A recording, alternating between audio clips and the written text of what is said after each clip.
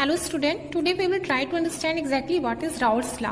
Routes law को लेकर के बच्चों के दिमाग में बहुत कंफ्यूजन रहता है कि राउट्स लॉ क्या होता है, राउट्स लॉ के एप्लीकेशन क्या होते हैं, राउट्स लॉ की सम्स कैसे सॉल्व होते हैं। तो राउट्स लॉ समझने के पहले हम लोग वेपर प्रेशर समझेंगे, फिर राउट्स लॉ पे आएंगे। ठीक है, वेपर प्रेशर क्या होता है? तो वेपर प्रेशर को समझने के लिए हम लोग क्या करते हैं, वेपर प्रेशर समझना इसलिए जरूरी होता है क्योंकि ये टर्म्स यूज होते हैं राउट्स लॉ में। ठीक है, और वेपर प्रेशर समझे बगैर बच्चे राउट्स लॉ पढ़ने लगते हैं तो वो क्लियर नहीं हो पाएगा। ठीक है, हम लोग क्या करते हैं, वेपर प्रेशर समझने के लिए एक कंटेनर लेते हैं। ठीक है, इस कंटेनर को हम लोग ऊपर से क्लोज कर देते हैं। ठीक है, अब इसमें कंटिन्यू हम लोग नीचे से क्या देते हैं, हीट देते हैं।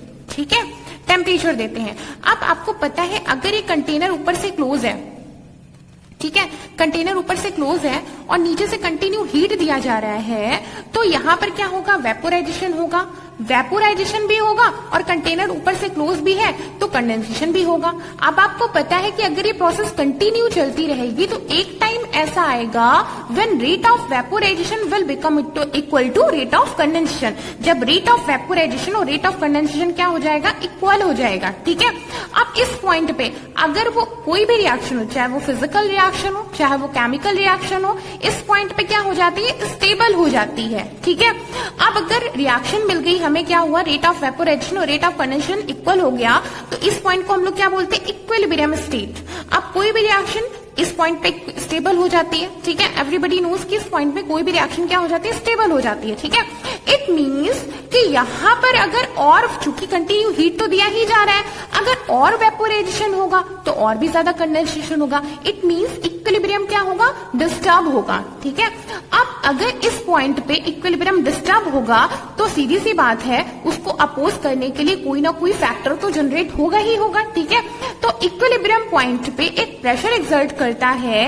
ये प्रेशर इक्विलिब्रियम के बाद और वेपर्स को बनने से रोकता है या रोकने की कोशिश करता है। इसी प्रेशर को हम लोग क्या बोलते हैं, वेपर प्रेशर। क्या बोलते हैं, वेपर प्रेशर। क्लियर है ना? एग्जैक्टली चीज कंफर्म होनी चाहिए कि वेपर प्रेशर इक्विलिब्रियम स्टेट पे ही बनता है, इक्विलिब्रियम स्टेट के बाद ही बनता है।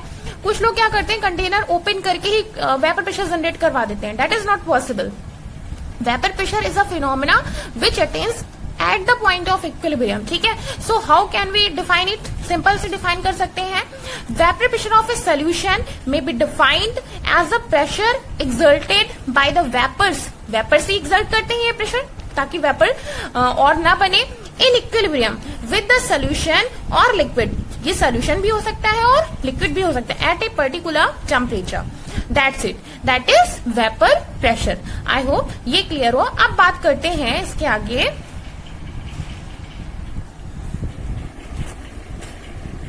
ओके,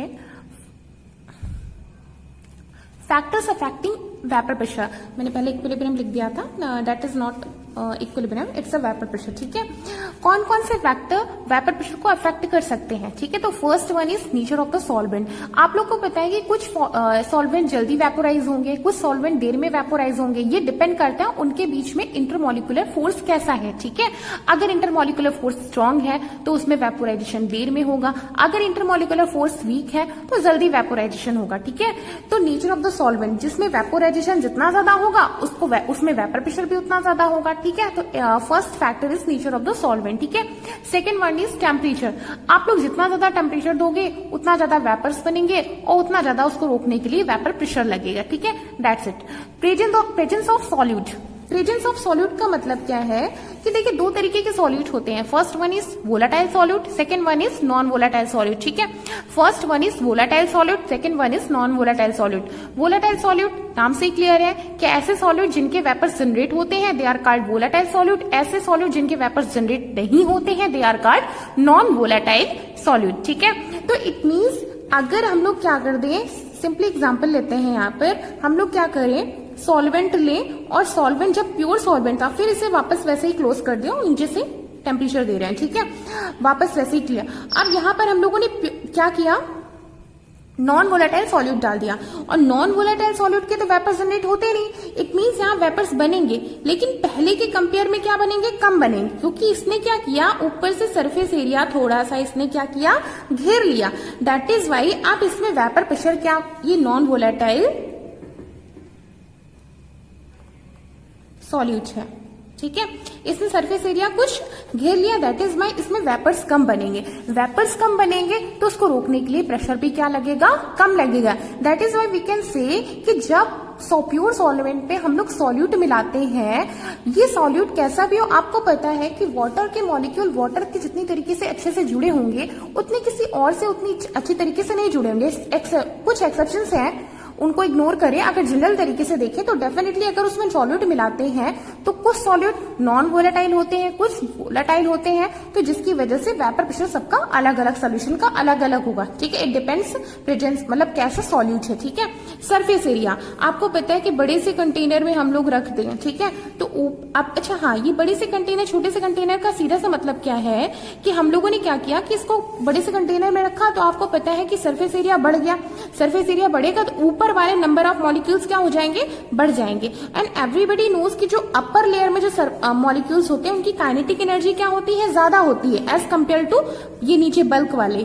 ठीक है, अपर लेयर के जो अपर लेयर के जो मॉलिक्यूल्स होते हैं इनकी काइनेटिक एनर्जी ज्यादा होती है, तो इसमें ज्यादा वेपोराइजेशन होगा। ठीक है, इनर लेयर के जो मॉलिक्यूल्स होते हैं इनकी काइनेटिक एनर्जी कम होती है, तो उनमें वो जल्दी से वेपर्स के फॉर्म में नहीं मिल पाते। ठीक है, इट मींस जैसे जैसे सरफेस एरिया बढ़ता है वेपोराइजेशन भी इंक्रीज करता है। तो surface area is also factor which is responsible for the vapour pressure. Vapour pressure कैसा होगा, ज्यादा होगा, कम होगा, it is also a factor. ठीक है, तो ये कुछ फैक्टर्स है, nature of the solvent, temperature, presence of solute and surface area. ठीक है, आई होप क्लियर हुआ कि वेपर प्रेशर क्या होता है। ठीक है, ओके अब वेपर प्रेशर अगर समझ में आ गया तो राउट्स लॉ पे आते हैं। ठीक है, राउट्स लॉ को बेसिकली जो निकाला गया था that is the relationship between the vapour pressure, partial vapour pressure and mole fraction, concentration के बीच में रिलेशनशिप है। ठीक है, देखिए क्या होता है कि जो बेसिकली राउट्स लॉ जनरेट किया गया था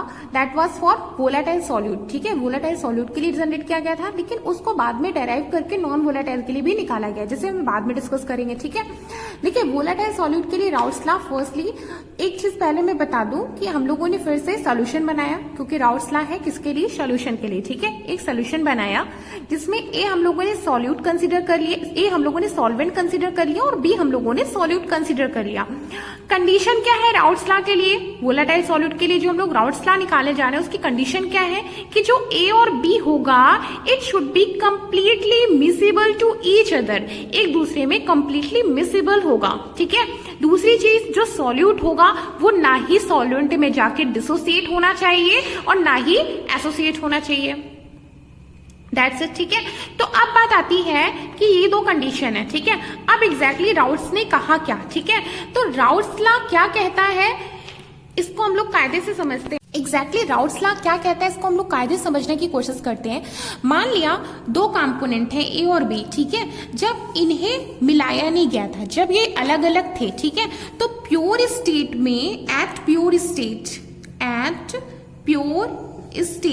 ठीक है, vapour pressure of A is equal to, let us consider P naught A। ठीक है, कितना था, P नॉट A था। ठीक है, लेकिन जब B को भी नहीं मिलाया गया था तो at pure state the vapour pressure of B is equal to P naught B। ठीक है, अब आपको पता है कि दोनों को मिला दिया गया है। ठीक है, जब दोनों को मिलाया गया होगा तो उसके वेपर प्रेशर में कुछ चेंजेस आए होंगे। जैसे कि आपको पता है कि वाटर का वेपर प्रेशर कितना होता है, 760 mmHg होता है, लेकिन वो तब होता है ना जब वो प्योर स्टेट में होता है। लेकिन अगर हम उसमें शुगर डिसॉल्व कर दें तब उसका वेपर प्रेशर 760 mmHg बिल्कुल नहीं होगा, डेफिनेटली कोई ना कोई चेंजेस आएंगे उसमें। ठीक है, अब वो चेंजेस कैसे होंगे, किस प्रपोर्शन से बढ़ेंगे या किस प्रपोर्शन से घटेंगे, इट एक्सप्लेन्स राउट्स लॉ। ठीक है, अच्छा जब इसमें मिलाया गया तो इसका पार्शियल वेपर प्रेशर कितना है, ए का partial vapour pressure of A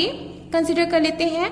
partial vapour pressure of A is PA and partial vapour pressure of B is equal to PB। ठीक है, अब ये दोनों आपस में मिसिबल है तो एक और फैक्टर है, क्या है, मोल फ्रैक्शन। ठीक है, मोल फ्रैक्शन दोनों का कंसिडर कर लिया जाए। आपको पता है मोल फ्रैक्शन क्या होता है, मोल फ्रैक्शन किसी को प्रॉब्लम है तो बताना, ओवरऑल मोल फ्रैक्शन के बारे में यहाँ डिस्कस नहीं कर रहे हैं। ठीक है, मोल फ्रैक्शन, ए का मोल फ्रैक्शन कितना है, ओके हाँ, मोल fraction of A is XA and mole fraction of B is XB, ठीक है।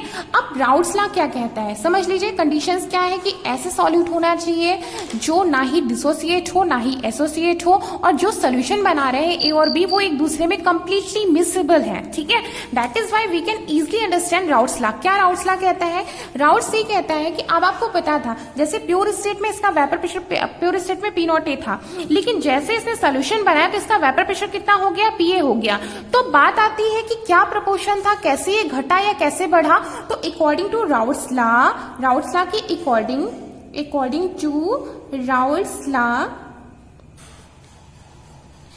PA is directly proportional to its mole fraction. वो अपने मोल फ्रैक्शन के डायरेक्टली प्रोपोर्शनल है। किसके प्रोपोर्शनल है, mole fraction. And PB is also directly proportional to its mole fraction XB, ठीक है।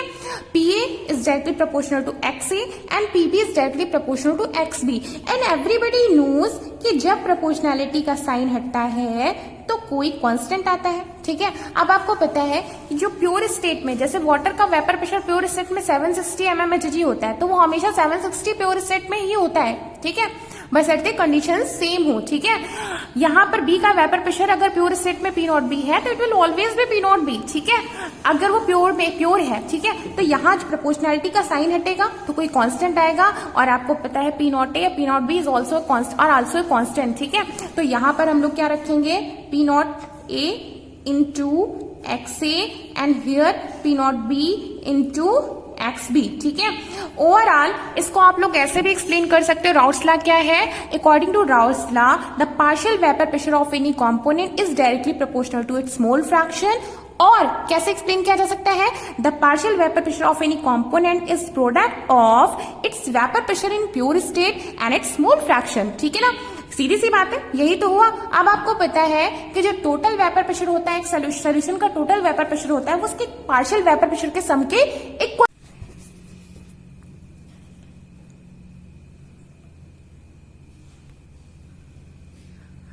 हाँ, कभी टाइम मिला तो एक्सप्लेन किया जाएगा कि ये कैसे क्या होता है, ठीक है।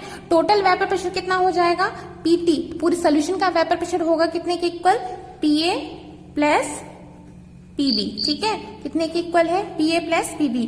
और PA प्लस PB को हम लोग एक्सप्लेन कर सकते हो कैसे, PT is equal to PA की जगह हम लोग क्या लिख सकते हैं, P0A इंटू XA, और PB की जगह हम लोग क्या लिख सकते हैं, P0B इंटू XB, ठीक है। एंड एवरीबडी नोज, अगर आप लोग को पढ़ा होगा कंसंट्रेशन, तो XA प्लस XB, ठीक है। चूंकि हमारे कोर्स में बाइनरी सोल्यूशन है, हमने दो ही कंपोनेंट लिए हैं, A और B, ठीक है। जो मोल फ्रैक्शन का सम होता है वो हमेशा कितने के इक्वल होता है, 1 के इक्वल होता है, ठीक है। तो यहाँ पर जहां हम लोगों ने रखा PT P0A इंटू XA, यहाँ पर हम लोग क्या रख सकते हैं, P0B 1 माइनस XA, ठीक है। ये हो गया क्या, Raoult's law for volatile solute, ठीक है। इसके लिए ग्राफ अगर चाहे तो ग्राफ से भी रिप्रेजेंट किया जा सकता है। जल्दी से ग्राफ देख लेते हैं। यहाँ वेपर प्रेशर और टेम्परेचर, वेपर प्रेशर और मोल फ्रैक्शन के बीच में देख लेते हैं इसका ग्राफ कैसे रिप्रेजेंट करेंगे। क्योंकि वेपर प्रेशर और मोल फ्रैक्शन के बीच में it is a relationship actually, ठीक है, कंसंट्रेशन और वेपर प्रेशर के बीच में। राउट्स लॉ क्या एक्सप्लेन करता है, वेपर प्रेशर और कंसंट्रेशन के बीच में रिलेशनशिप, ठीक है। तो यहाँ पर हम लोग ग्राफ देख लेते हैं, वेपर प्रेशर और मोल फ्रैक्शन। एवरीबडी नोज कि जो मोल फ्रैक्शन का टोटल मतलब जितने भी फैक्टर्स हैं, A और A है, B है, C है, उनका सम होगा, उनके मोल फ्रैक्शन का सम होता है, वो हमेशा कितने के इक्वल होता है, 1 के इक्वल होता है, ठीक है। अब आपको पता है कि जो मोल फ्रैक्शन की वैल्यू होगी वो कितने से कितने बीच में होगी, 0 से 1 के बीच में लाई करेगी। दो ही कंपोनेंट हम लोगों ने लिए हैं, A लिया है, B लिया है। तो अगर यहाँ पर इस पॉइंट में XA mole fraction of A is equal to 0, then यहाँ पर अगर वो अपनी मिनिमम वैल्यू शो कर रहा है तो इस पॉइंट में वो अपनी मैक्सिमम वैल्यू शो करेगा, then it means XA is equal to 1, ठीक है। B अगर यहाँ पर अपनी मैक्सिमम वैल्यू शो कर रहा है तो इस पॉइंट पे अपनी वो मिनिमम वैल्यू शो करेगा। मोल फ्रैक्शन की मिनिमम वैल्यू हो सकती है 0 और मैक्सिमम वैल्यू हो सकती है, मोल फ्रैक्शन के सम की मिनिमम वैल्यू 0 हो सकती है, मैक्सिमम वैल्यू 1 हो सकती है, ठीक है। अब आपको पता है राउट्स लॉ ने क्या बताया कि जो वेपर प्रेशर होता है वो मोल फ्रैक्शन के डायरेक्टली प्रोपोर्शनल होता है। जैसे जैसे वेपर प्रेशर बढ़ेगा, पार्शियल वेपर प्रेशर बढ़ेगा किसी कंपोनेंट का, कैसे बढ़ेगा, जितना ज्यादा मोल फ्रैक्शन होगा उतना ज्यादा उसका पार्शियल वेपर प्रेशर होगा, ठीक है। इट मींस अगर वेपर प्रेशर बढ़ रहा है तो मोल फ्रैक्शन भी बढ़ना चाहिए। तो यहाँ पर XA मोल फ्रैक्शन XA 0 से 1 जा रहा है, ठीक है। इट मींस यहाँ वेपर प्रेशर क्या हो रहा होगा, इंक्रीज कर रहा है, ठीक है। वेपर प्रेशर क्या कर रहा है, इंक्रीज कर रहा है, क्योंकि वेपर प्रेशर में मोल फ्रैक्शन देखो 0 से 1 जा रहा है, तो डेफिनेटली ये डायरेक्टली प्रोपोर्शनल है मोल वेपर प्रेशर के। मोल फ्रैक्शन बढ़ रहा है तो वेपर प्रेशर भी क्या हो रहा है, बढ़ रहा है, ठीक है। तो ये लाइन किसके लिए रिप्रेजेंट कर रही है, पीए, पार्शियल वेपर प्रेशर ऑफ ए, ठीक है। अब यहाँ बी देखिए 1 से 0 जा रहा है, इट मीन्स जो इसका पार्शियल वेपर प्रेशर होगा वो भी क्या हो रहा होगा, कम हो रहा होगा। तो यहाँ पर ये जो लाइन होगी, यहाँ पर वेपर प्रेशर क्या हो रहा है, डिक्रीज हो रहा है, ठीक है। थोड़ा सा स्लोपी होगी, बिल्कुल स्ट्रेट आएगा, ठीक है। ये लाइन मतलब vapour pressure mole fraction directly proportional है, ये बी मोल फ्रैक्शन डिक्रीज हो रहा है, तो डेफिनेटली वेपर प्रेशर भी क्या हो रहा है, डिक्रीज हो रहा है, तो ये पीबी, ठीक है। तो पीए इज इक्वल टू कितने के इक्वल है, P naught A into X A, और हियर इज ऑल्सो पीबी कितने के इक्वल है, P naught B X B, ठीक है। कोई दिक्कत नहीं, कोई कंफ्यूजन नहीं। और ये क्या होगा, टोटल होगा, ठीक है। ये हो जाएगा PT is equal to PA plus PB, ठीक है, पीए प्लस पीबी। ये हो गया Raoult's law for volatile solute. I hope आप लोग को समझ में आया होगा, और इसके जो न्यूमेरिकल्स हैं, क्वेरीज हैं, वो बाद में डिस्कस किए जाएंगे। एटलीस्ट यहाँ पर जो चीजें हैं उसको क्लियर करिए, ठीक है। Thank you.